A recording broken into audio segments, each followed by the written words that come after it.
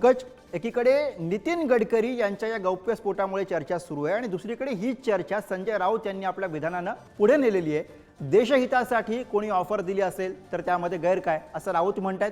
कसे अर्थ काढायचे या सगळ्याचे? नितीन गडकरी भाजपामधले एक प्रमुख 5 जे नेते आहेत त्याच्यापैकी एक आहेत। राजकीयदृष्ट्या त्यांची प्रगल्भता आणि वजन मोठं आहे आणि असं असताना नितीन गडकरीसारख्या व्यक्तींनी 5 ते 6 महिन्यापूर्वी घडलेल्या घटनेबाबत जाहीर कार्यक्रमात वक्तव्य करणं याची राजकीय चर्चा नक्कीच होणार।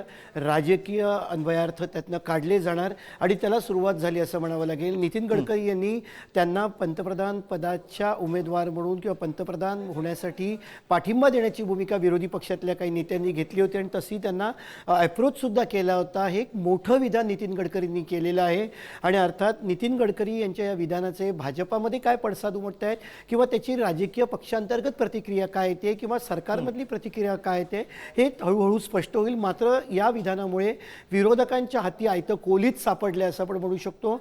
संजय राऊत यांनी त्वरित याच्यावरती प्रतिक्रिया दिली आहे।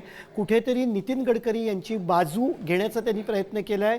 त्याचाच अर्थ नरेंद्र मोदी हेच त्यांनी एक खूप मोठं वक्तव्य केलं संजय राऊतांनी की नितीन गडकरी हा सर्वमान्य चेहरा आहे, जर का ते पंतप्रधान होत असतील किंवा असेल तर ते नक्कीच सगळ्यांची मान्यता असेल।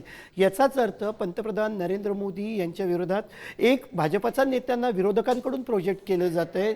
त्यामुळे विधान नितीन गडकरींचं मात्र त्याच्यावरती बॅटिंग करण्याची किंवा त्याच्यावरती सिक्सर मारण्याची जो पवित्रा आहे तो विरोधकांनी घेतल्याचं स्पष्ट होतं आहे। मगाशी मी म्हटलं त्याप्रमाणे हे विधान केलं त्याला किती सत्यता आहे तर सत्यता आहे असं गृहीत धरावं लागेल, कारण नितीन गडकरी हे मोठे नेते आहेत, जबाबदार व्यक्ती आहेत। जेव्हा ते जाहीर कार्यक्रमात असं वक्तव्य करतात तेव्हा त्याला नक्कीच काहीतरी त्याच्यामध्ये काहीतरी पार्श्वभूमी असते, त्यामुळे त्याचे राजकीय पडसाद जे आहे ते उमटणार। पण ते आत्ताच सांगणं योग्य ठरणार नाही की त्याचे नक्की काय पडसाद उमटत आहेत, कारण भाजपाकडनं भारतीय जनता पक्षाकडनं केंद्रीय नेतृत्वाकडून किंवा त्यांच्या कुठल्याही मोठ्या नेतृत्वाकडून याबाबतची भूमिका स्पष्ट झालेली नाही आहे। मात्र की भाजपाकडून भूमिका स्पष्ट झाली नसली तरी विरोधक या विषयावरती पुढे सरसावलेले आहेत, भाजपाला टीका करायला, नरेंद्र मोदी यांच्यावरती टीका करायला आणि नितीन गडकरी यांना जे आहे ते प्रोजेक्ट करायला। त्यामुळे विरोधकांनी हा विषय पुढे नेण्यासाठी सुरुवात केलेली आहे। त्यामुळे आता या सगळ्यामध्ये भाजपकडनं काय प्रतिक्रिया येते पंकज ते पाहणं महत्त्वाचं असेल। धन्यवाद तुम्ही केलेल्या सगळ्या विश्लेषणासाठी।